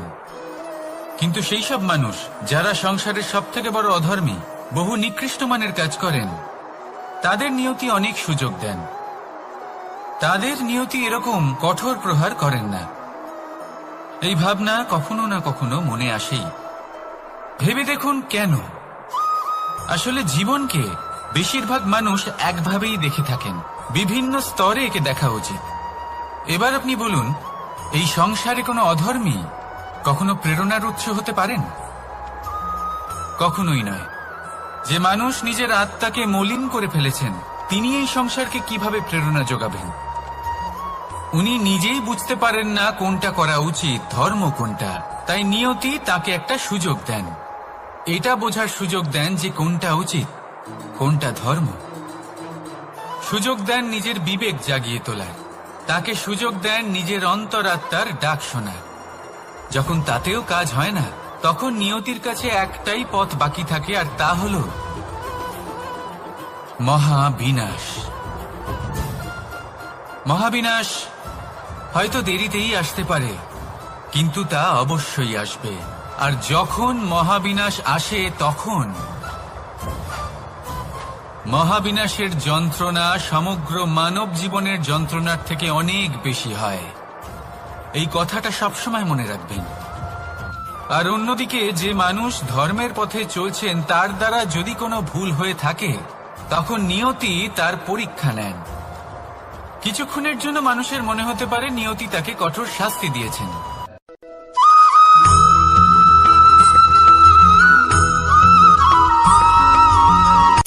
সূচের শেষে একটি ছিদ্র থাকে, যার দ্বারা আমরা এই সুতো পরাতে পারি, আর তারপর সূচের সাহায্যে এই সুতো দিয়ে বস্ত্র সেলাই করা যায়। কিন্তু যদি সুতোটা সোজা করে ধরা না হয়, তাহলে সূচে কখনো এই সুতো পরানোই সম্ভব নয়। যদি এতে কোনো গিঁট পড়ে, তখন তা কখনোই এই ছিদ্র দ্বারা প্রবেশ করা সম্ভব নয়। ঠিক এইভাবেই যদি আপনি কারোর জীবনে প্রবেশ করতে চান, কারোর অন্তরে প্রবেশ করতে চান, তাহলে আপনাকেও সহজ থাকতে হবে। এতে কোনো গিঁট থাকলে চলবে না, অর্থাৎ মনে যাতে কোনো মালিন্য না থাকে, যেন কোনো কুচিন্তা না থাকে। যদি এসব থাকে, তাহলে আপনি কখনো কারোর জীবনে প্রবেশ করতে পারবেন না। আর যদি কোনোভাবে আপনি প্রবেশ করেও যান, তাহলে তার মনে ঘর করতে পারবেন না।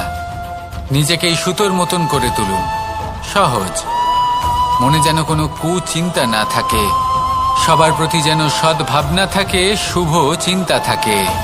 এমনটা করতে থাকুন। এমন একটা দিন আসবে যেদিন এই সমস্ত সংসারের ব্যক্তির মনে আপনি বাস করবেন, আর তখন এই মন প্রসন্ন হয়ে বলবে, রাধা রাধা।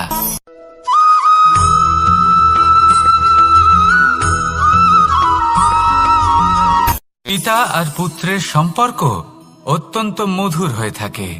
পিতা স্বপ্ন দেখেন, তাকে পূর্ণ করার সকল সম্ভাব্য চেষ্টা করেন, কিন্তু তাও অনেক সময় ওনার স্বপ্ন অপূর্ণ থেকে যায়।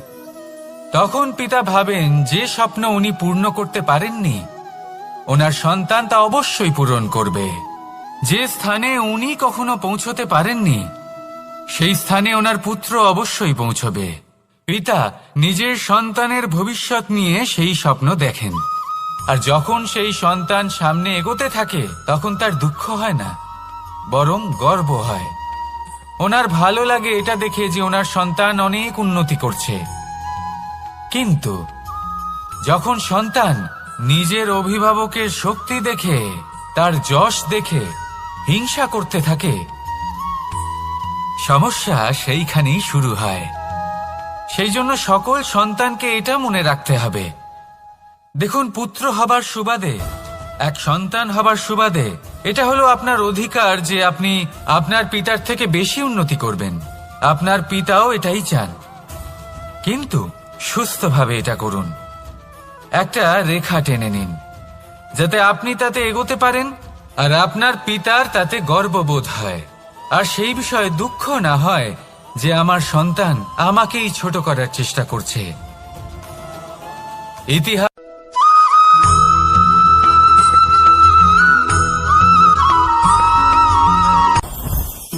জীবনে কিছু শেখা অত্যন্ত গুরুত্বপূর্ণ। এবার কি কি শিখতে হবে সেই সব শেখানোর জন্য অনেক শিক্ষক রয়েছেন, কিন্তু কি শিখবেন না আর কি করবেন না এটা আমাদের নিজের অভিজ্ঞতা দিয়ে শিখতে হয়। কিন্তু তার মানে এটা নয় যে যদি আপনাকে শিখতে হয় যে আগুনের তাপ কতটা, আপনাকে আগুনের মধ্যে হাত দিতে হবে। না, অন্য কারোর অভিজ্ঞতা দ্বারাও শিখতে পারেন।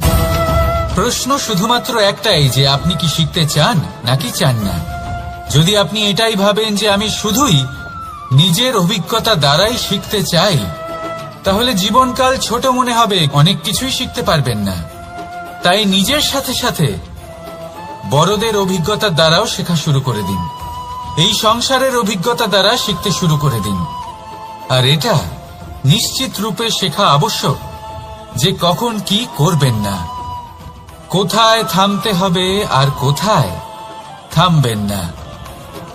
তাহলে আসুন আর আমার সাথে ভালোবেসে বলুন, রাধা রাধা।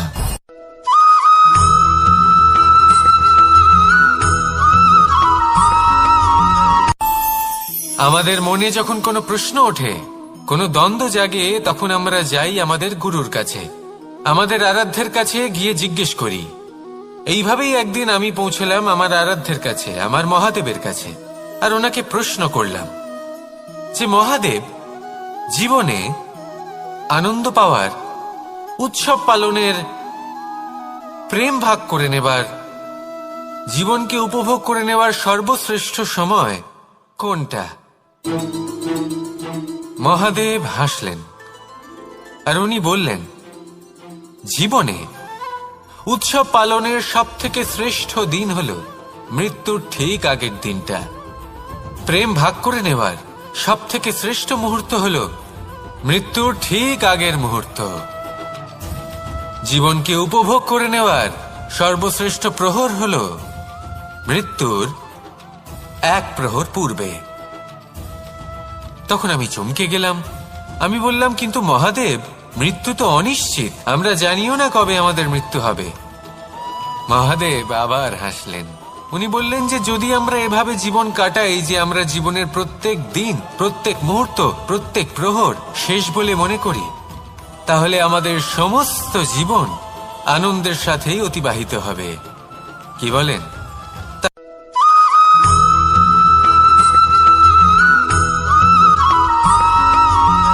পঞ্চতত্ত্বের মধ্যে দ্বিতীয় তত্ত্ব হল ধরণী, ভূমি, যাকে আমরা ধরণী মাতা বলি।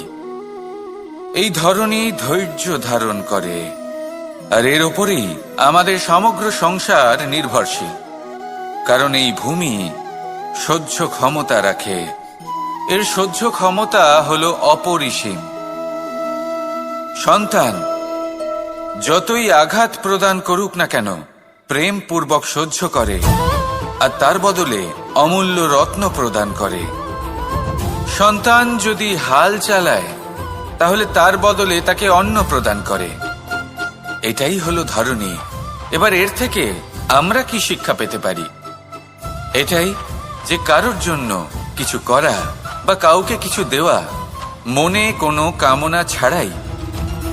আর এই কথাটা বুঝে যান, যদি কারোর জন্য কামনা না রেখে বা কোনো পাওয়ার আশা না রেখে কারোর জন্য কিছু করেন বা কারোকে কিছু দেন, যদি এটা আপনি শিখতে পারেন তবে আপনি ভালোবাসতে শিখে গেছেন। আর সেই জন্যই এই ধরিত্রীকে মাতা বলা হয়, কারণ মাতা শুধু উনি নন যিনি গর্ভে সন্তানকে ধারণ করেন, মাতা তো উনিও যিনি জীবন বাঁচতে শেখান, যিনি জীবন বাঁচার উদাহরণ প্রদান করেন। তাহলে ধরনীর থেকে এই নিঃস্বার্থ ভাব শিখুন, নিঃস্বার্থ ভালোবাসা শিখুন, আর এই ভালোবাসার সাথেই বলুন রাধা রাধা।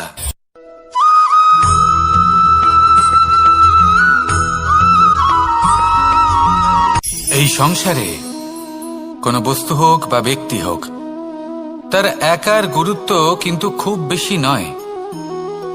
একটা উদাহরণ হিসেবে বৃষ্টির ফোঁটাকে ভেবে দেখুন। যদি একটি বৃষ্টির ফোঁটা হয় তাহলে তার খুব বেশি গুরুত্ব থাকে না, কিন্তু যখন সহস্র বৃষ্টির ফোঁটা মেঘের মধ্যে দিয়ে ঝরে পড়ে তখন সেটা বর্ষার রূপ ধারণ করে। সেই বর্ষা যা এই প্রকৃতিকে শান্ত করে। সেইভাবেই পাথরের ছোট টুকরো, তার খুব বেশি গুরুত্ব থাকে না, কিন্তু যখন অসংখ্য পাথরের টুকরো একত্রিত হয় তখন তা পর্বতের আকার ধারণ করে।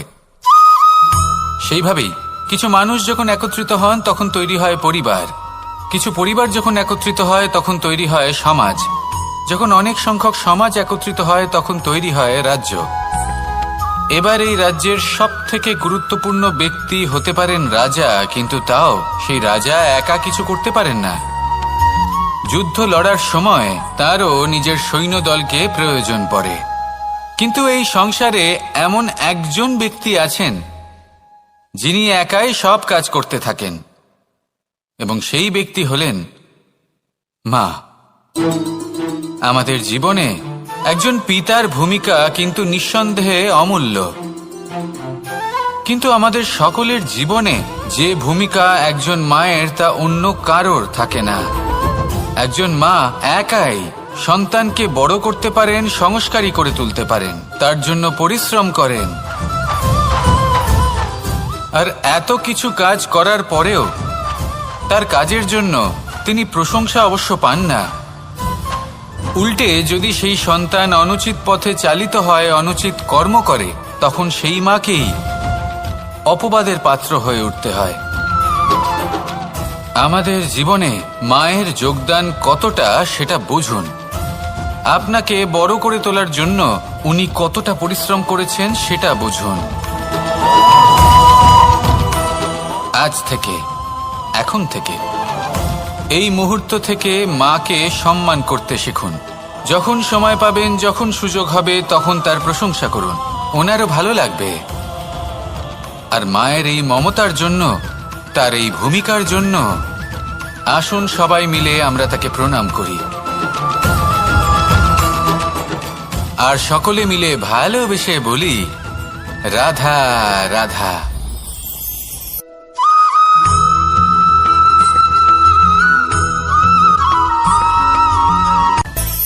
মানুষের মধ্যে একটা বিচিত্র প্রবৃত্তি থাকে, অন্য সকলের বিষয়ে, তাদের জীবনের বিষয়ে, তাদের ব্যক্তিত্বের বিষয়ে, তাদের ভবিষ্যতের বিষয়ে অনুমান করা। এটা হলো অনুচিত। কারোর অতীতকালকে দেখে লোকে ভবিষ্যৎ বলে দিতে পারেন, বর্তমানকে দেখে ভবিষ্যতের বিষয়ে অনুমান করে ফেলেন। উদাহরণ দিতে হলে বলবো, কোনো দাসকে দেখুন, ওকে দেখে লোকে বলে যে ওর ভবিষ্যৎ সেটাই হতে পারে, অনুমান করে ফেলেন। আর এই রাজাকে দেখুন, উনি তো কত সুখী হবেন, উনি তো জগতের সব থেকে অধিক সুখী মানুষ, কত সুখ সুবিধা আছে ওনার কাছে, ধারণা করে ফেলেন। তবে সত্য তো এটাই যে কারোর ব্যক্তিত্বের বিষয়ে, তাদের ভবিষ্যতের বিষয়ে আপনি পূর্ণ সত্য কখনোই বলতে পারবেন না, শুধু অনুমান করতে পারবেন। আর এই অনুমান করে সত্যি কোনো লাভ হয় না, কারণ এই কাল সেটা হলো অত্যন্ত শক্তিশালী। কালো থেকে কালোতর কয়লাকেও হীরেতে পরিণত করতে পারে, অনেক বড় বড় রাজাকেও বিদূষক বানিয়ে ফেলতে পারে এক মুহূর্তেই। তাহলে আপনি অনুমান করে কি লাভ? কি পেলেন অনুমান করে? সেই জন্য কারোর বিষয়ে কোনো অনুমান করবেন না, তার ভবিষ্যতের বিষয়ে অনুমান করতে যাবেন না, কারোর বিষয়ে কোনো ধারণা করে নেবেন না। কিছু করতে হলে ভালোবাসুন, সবার মধ্যে ভালোবাসা ছড়ান, সবার মধ্যে ধন্যাত্মক ভাব ছড়ান। এই মন প্রসন্ন হয়ে বলবে রাধা রাধা।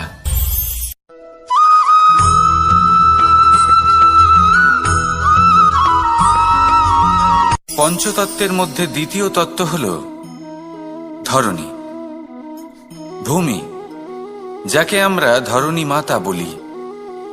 এই ধরণী ধৈর্য ধারণ করে, আর এর ওপরেই আমাদের সমগ্র সংসার নির্ভরশীল। কারণ এই ভূমি সহ্য ক্ষমতা রাখে, এর সহ্য ক্ষমতা হল অপরিসীম। সন্তান যতই আঘাত প্রদান করুক না কেন, প্রেম পূর্বক সহ্য করে, আর তার বদলে অমূল্য রত্ন প্রদান করে। সন্তান যদি হাল চালায়, তাহলে তার বদলে তাকে অন্ন প্রদান করে। এটাই হলো ধরণী। এবার এর থেকে আমরা কি শিক্ষা পেতে পারি? এটাই যে কারোর জন্য কিছু করা বা কাউকে কিছু দেওয়া মনে কোনো কামনা ছাড়াই। আর এই কথাটা বুঝে যান, যদি কারোর জন্য কামনা না রেখে বা কোনো পাওয়ার আশা না রেখে কারোর জন্য কিছু করেন বা কারোকে কিছু দেন, যদি এটা আপনি শিখতে পারেন, তবে আপনি ভালোবাসতে শিখে গেছেন। আর সেই জন্যই এই ধরিত্রীকে মাতা বলা হয়। কারণ মাতা শুধু উনি নন যিনি গর্ভে সন্তানকে ধারণ করেন, মাতা তো উনিও যিনি জীবন বাঁচতে শেখান, যিনি জীবন বাঁচার উদাহরণ প্রদান করেন। তাহলে ধরণীর থেকে এই নিঃস্বার্থ ভাব শিখুন, নিঃস্বার্থ ভালোবাসা শিখুন, আর এই ভালোবাসার সাথেই বলুন রাধা রাধা।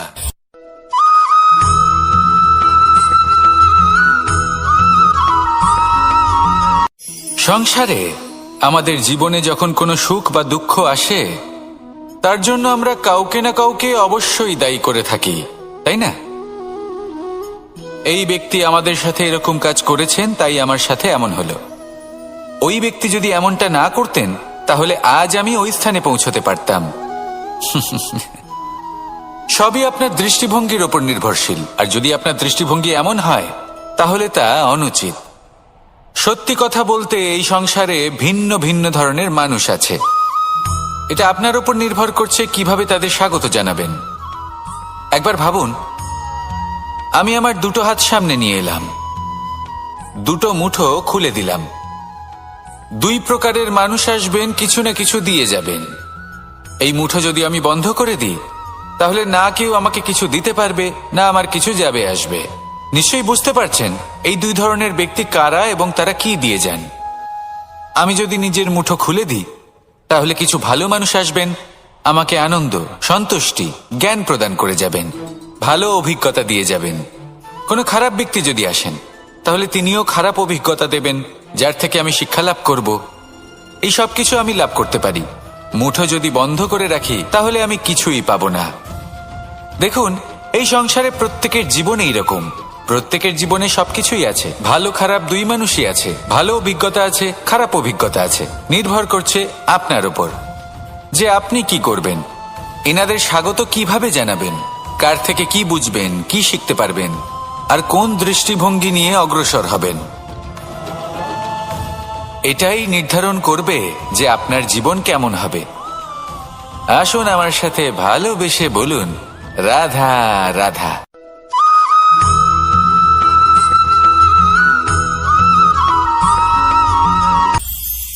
এটা হলো ধান গাছ। এর থেকে যে চাল উৎপন্ন হয় তা মানুষ গ্রহণ করেন। আর এটা কি? এ হলো জংলি ঘাস। একবার ভেবে দেখুন, যদি এই জংলি ঘাস ধান গাছের আশেপাশে থাকে, তাহলে কি হবে? ধান উৎপন্ন হতে পারবে? তা উৎকৃষ্ট হতে পারবে? আমরা কি তা গ্রহণ করতে পারবো? কখনোই নয়। এই জংলি ঘাস ধানকে নষ্ট করে দেবে, কিন্তু নিজে জীবিত থাকবে। এটাই হলো আজকের শিক্ষা। এই সংসারে যদি আপনি নীতির পথে চলতে চান, উচিত কর্ম করতে চান, সংসারকে সেবা করতে চান, তাহলে জংলি ঘাসের মতো ব্যক্তিদের থেকে সবসময় দূরে থাকতে হবে। সেই ব্যক্তি যারা দুর্নীতি এবং মিথ্যা দ্বারা পরিপূর্ণ, যাদের ব্যবহার অশুভ, যাদের অনেক অশুভ গুণ রয়েছে, তারা সঠিক নয়। সেই সকল ব্যক্তি যাদের চরিত্র অত্যন্ত দুষ্ট হয়, তারা হয় শুভ চরিত্রের ব্যক্তিকে একদম নষ্ট করে দেয়, নয় নিজের মতো বানিয়ে তোলে। তাই যদি আপনি নীতির পথে চলতে চান, এই সংসারের জন্য শুভ কর্ম করতে চান, তাহলে সেই সঙ্গ লাভ করুন যে সঙ্গ জ্ঞানে পরিপূর্ণ, যাদের মধ্যে অনেক গুণ আছে, যাদের থেকে প্রতিদিন কিছু শিখতে পারবেন। এমন ব্যক্তির সাথে জীবন অতিবাহিত করুন। দুরাচারীদের থেকে দূরে থাকুন। তবেই এই মন প্রসন্ন হয়ে বলবে, রাধা রাধা।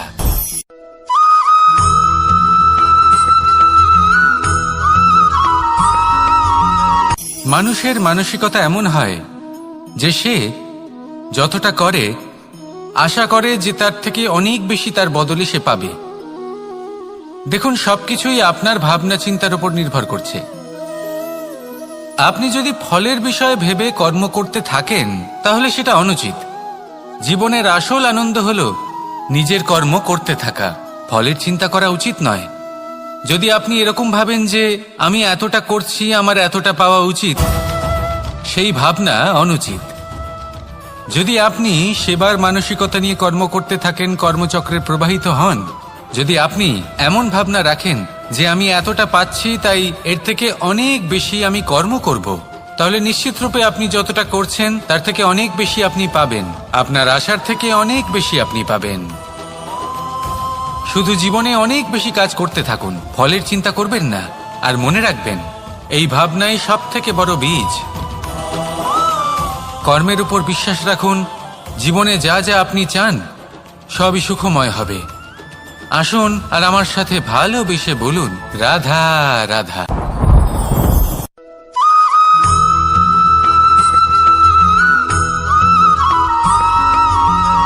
আপনি কখনো কোনো বাজকে নিজের বাসা বানাতে দেখেছেন? এই বাজ যখনই কোনো বাসা বানায়, তখন উঁচু গাছের ডালে বা কোনো পর্বতের শিখরে বাসা বানায়, অনেক উচ্চতায়। আর সেখানে তার সন্তানও জন্মগ্রহণ করে। যখন এই সন্তানেরা জন্মায়, তখন এই বাজ খুবই ভালোবেসে এবং খুব সাবধানে এদের পালন পোষণ করে। নিজের ঠোঁট দিয়ে তাদের ঠোঁটে খাবার পরিবেশন করে। কিন্তু যেই সেই সন্তানেরা হৃষ্টপুষ্ট হয়ে যায় এবং সেই কথা বাজ নিজে বুঝতে পেরে যায়, সেই বাজ নিজেই সেই বাসা ছিন্ন ভিন্ন করে দেয়। সেই সন্তান যাদের সবেমাত্র ডানা গজিয়েছে, কিভাবে উড়তে হয় তারা জানে না, সেই সন্তানগুলিকে উচ্চতা থেকে ঠেলে দেয়। সেই সন্তান প্রথমে ভয়ভীত হয়ে যায়। তারা সামনে মৃত্যুকে দেখতে পেয়ে ভয়ের কারণে তাদের ডানা ঝাপটাতে থাকে। আর সেই প্রক্রিয়াতেই সেই সন্তানগুলি উড়তে শুরু করে দেয়। এবার এই ঘটনায় আমরা কি শিক্ষা পেতে পারি? এটাই, যদি আপনি মাতা পিতা হন, তাহলে নিজের সন্তানকে অবশ্যই স্নেহ করুন, কিন্তু তাদেরকে নিজের আঁচলের তলায় বেঁধে রাখবেন না। যদি আপনি চান আপনার সন্তান জীবনে উন্নতি করুক, তাহলে নিজের মুঠো থেকে তাদের স্বতন্ত্র করে দিন। এই সংসারে সংঘর্ষ করতে দিন। সেই সন্তান নিজেই বুঝতে পারবে যে জন্মের সময় পাওয়া ডানা কি করে ব্যবহার করতে হয়। আর আপনার চোখের সামনে আপনার সন্তান এই আকাশে উড়তে থাকবে। তাহলে আসুন আমার সাথে ভালোবেসে বলুন, রাধা রাধা।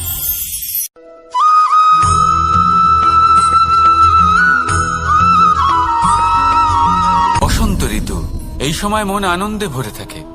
এমন মনে হয় যেন আমরা আকাশে বিচরণ করতে চলে যাই, কিন্তু সেটা তো সম্ভব নয়। সেই জন্য হয়তো আমরা ঘুড়ি ওড়াই, এই ঘুড়িকে নিজেদের প্রতিরূপ মনে করে। এবার অনেক মানুষ আছেন যারা ঘুড়ি ওড়ান, কিন্তু এই কর্মের সারমর্ম কি সেটা কজন বুঝতে পারেন? আপনি এটা মনে করুন যে আপনি হলেন সেই ঘুড়ি, আর এই সুতো যিনি ধরে রয়েছেন তিনি হলেন পরমাত্মা। আর এই সুতো যেখান থেকে শুরু হয়, সেই লাটাই হলো আমাদের কর্মচক্র। এবার আপনি নিজেই অনুমান করুন যে এই উড়ান কার ওপর নির্ভরশীল? পরমাত্মার ওপর আর আপনার কর্মের ওপর। যদি পরমাত্মা আপনার হাত ধরে থাকেন, আপনার সাথে থাকেন, যদি আপনি শুভ কর্ম করতে থাকেন, আপনি এই আকাশে উড়তে থাকবেন। কিন্তু কোথাও কোথাও যদি পরমাত্মার সাথে এই বন্ধন ছিন্ন হয়, আপনার কর্মচক্র খারাপ হয়ে যায় বা থেমে যায়, তাহলে আপনার এই ঘুড়ি কেটে যাবে আর দূরে কোনো গাছের ডালে গিয়ে আটকে যাবে। তাই শুধুমাত্র ঘুড়ি ওড়াবেন না, তার থেকে শিখুন, পরমাত্মার সাহচর্যে থাকুন, সবসময় শুভ কর্ম করতে থাকুন আর সবসময় এই আকাশে উড়তে থাকুন। আসুন আর আমার সাথে ভালোবেসে বলুন, রাধা রাধা।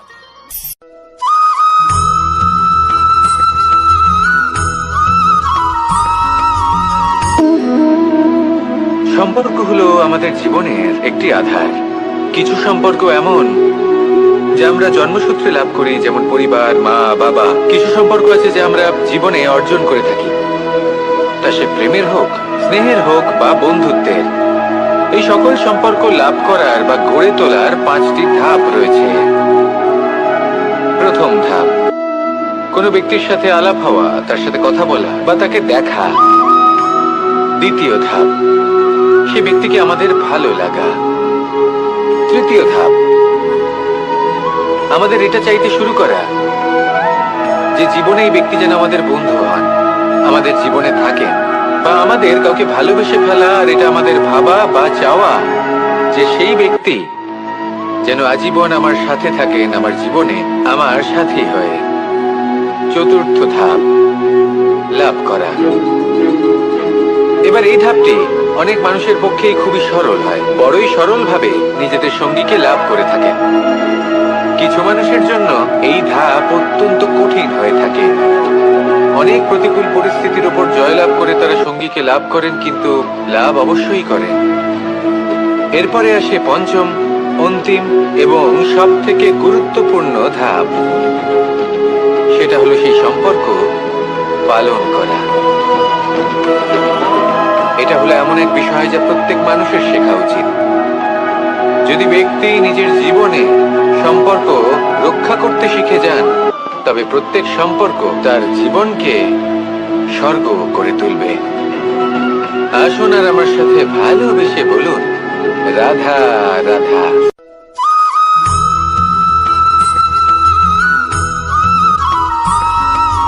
জীবনে যখন কোনো ব্যক্তি নিজের লক্ষ্য প্রাপ্তির জন্য নিরন্তর পরিশ্রম করতে থাকেন, চেষ্টা করতে থাকেন, তখন তিনি কষ্ট অনুভব করেন, কখনো শারীরিক কষ্ট, কখনো মানসিক কষ্ট।